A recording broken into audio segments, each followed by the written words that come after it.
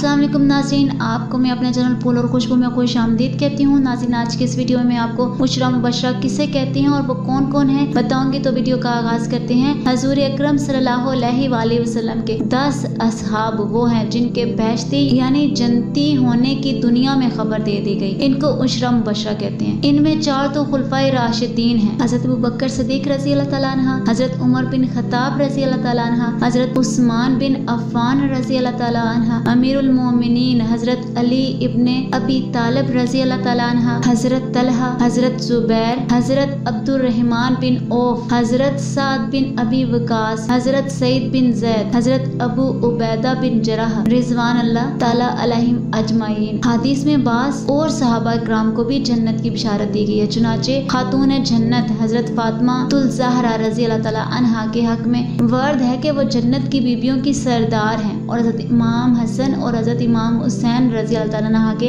हक में भी वर्द है कि वो जवानाने बैशत के सरदार हैं। इस तरह असहाबे बदर और असहाबे बैतुर रिजवान के हक में भी जन्नत की बिशारतें हैं। नाज़रीन, आज के इस वीडियो में इतना ही। अगर आपको मेरी वीडियो अच्छी लगी है तो लाइक और शेयर करें। अगर चैनल पर न्यू है तो सब्सक्राइब कर लें, साथ वाले बेल के आइकन को क्लिक कर लें ताकि मेरी हर नई आने वाली वीडियो की अपडेट आप तक पहुंचती रहे। मिलते हैं अगली वीडियो में, तब तक के लिए अल्लाह हाफिज।